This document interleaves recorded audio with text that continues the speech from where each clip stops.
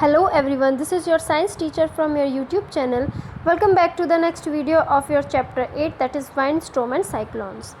In the last video we had discussed about the activity number 8.3 and 8.4.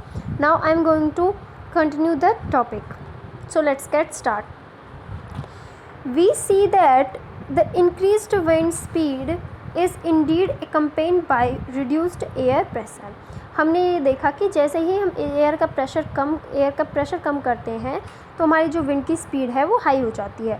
Can you imagine that what would happen if high speed winds blue over the roof of buildings. आपने कभी सोचा है कि बहुत ज़्यादा high speed की wind अगर हमारे जो बिल्डिंग्स हैं, जो घर हैं, उनके रूफ से होके जाए, उनकी छत से होके जाए. If the roofs were weak they could be lifted and blown away. अगर आपकी छत कच्ची होगी या फिर आपकी छत अगर कमज़ोर होगी तो वो क्या होगी, उससे हवा के प्रेशर के कारण, हवा की स्पीड के कारण वो क्या हो जाएगी, उड़ सकती है. If you have any such experience share it with your friends. अगर आपके पास ऐसा कोई भी एक्सपीरियंस हो, आपने ऐसा कुछ भी देखा हो अपने आसपास, तो आप वो अपने फ्रेंड्स से शेयर कीजिए. Let us try to understand how winds are produce. अब हम ये समझने की कोशिश करते हैं कि जो विंड है वो कैसे प्रोड्यूस होती है, कैसे बनती है. How they bring rain and how they can be destructive sometime. तो ये रेन को कैसे लाती है और ये इतना डिस्ट्रक्टिव क्यों हो जाती है कभी कभी. You already know but that when air moves it is called wind. आपको ये तो पता ही होगा कि जब एयर मूव करती है तो उसको क्या बोलते हैं, विंड बोलते हैं, वाइंड बोलते हैं. Air move from the region where the air pressure is high to the region where air pressure is low. Air कैसे मूव करती है, अपने हाई प्रेशर से लो प्रेशर रीजन की तरफ वो मूव करती है. The greater the difference the pressure the faster the air move. जितना ज़्यादा डिफरेंस होगा उतना ही, जितना ज़्यादा प्रेशर में डिफरेंस होगा उतना ही फास्टर जो एयर है वो मूव करेगी. But how are the pressure difference created in nature. लेकिन नेचर में ये प्रेशर कैसे क्रिएट किया जाता है, कैसे ये बनता है. Is the difference in temperature involve the following activity will help you to understand this. ये जो भी डिफरेंस है जो टेम्परेचर के कारण, जिसमें टेम्परेचर इन्वॉल्व होता है, टेम्परेचर के कारण होता है, वो हम कुछ एक्टिविटी करने के बाद समझ जाएंगे. तो आइए पैराग्राफ 8.3 पे आते हैं. Air expands on heating. कि एयर हीट करने के बाद कैसे एक्सपेंड्स होती है, अपने मॉलिक्यूल्स को कैसे फैला देती है. अब हम ये एक्टिविटी 8.5 में करेंगे. देखिए हम क्या ऑब्जर्वेशन लेके आते हैं.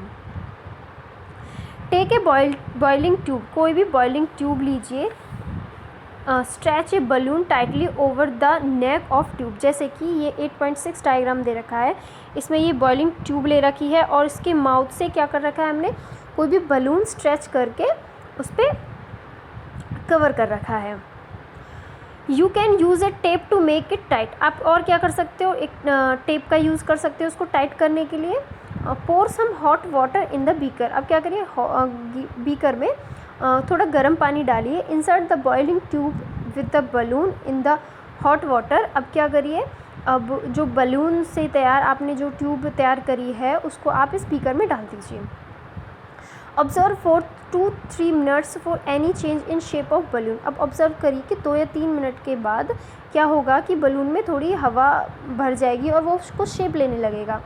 Take the tube out. अब ट्यूब को बाहर निकालिए. Let it cool down. उसको ठंडा होने दीजिए टू द रूम टेम्परेचर पर ही. Take some ice cold water in another beaker and place the tube with the balloon in cold water for 2 to 3 minutes. और अब क्या कीजिए, दूसरा बीकर लीजिए, उसमें आप कोल्ड आइस या तो कोल्ड वाटर डालिए या फिर आइस क्यूब वाला पानी रखिए और उसको जो बलून वाली जो ट्यूब है उसको 2 या 3 मिनट तक के लिए रख दीजिए. Observe the change in the shape of the balloon. अब आप देखिए कि शेप में क्या चेंज आता है, कि जैसा कि हमने हॉट वाटर में रखा था ऐसा कुछ चेंज आता है या नहीं आता. Think and try to answer. अब सोचिए और आंसर करने की कोशिश कीजिए कि ये चेंजेस क्यों आए. कि जब हमने गर्म पानी में वो रखा तो बलून अपनी शेप लेने लगा, लेकिन जब हम ठंडे पानी में रखते हैं तो ऐसा कुछ भी नहीं होगा, जैसे कि फिगर में दिखा रखा है, आप देख सकते हो.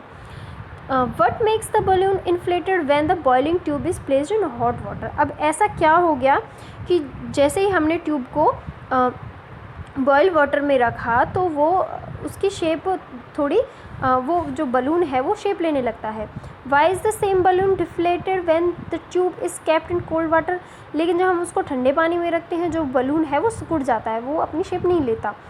Can we infer from the first observation that air expands on heating.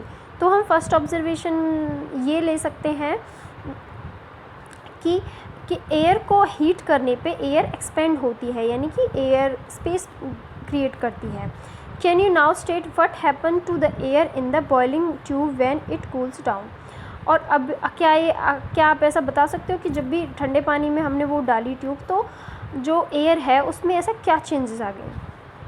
तो बिल्कुल बता सकते हैं कि हीट करने पे जैसे जो मॉलिक्यूल्स हैं एयर के वो एक्सपेंड हो गए, उनमें ज़्यादा स्पेस आ गया। उसी तरीके से कोल्ड वाटर में रखने से जो एक्सपेंशन था मॉलिक्यूल्स के बीच वो कम हो जाता है, रिड्यूस हो जाता है उनका distance. The next activities in the next video we will discuss about the next activity. Okay, thank you.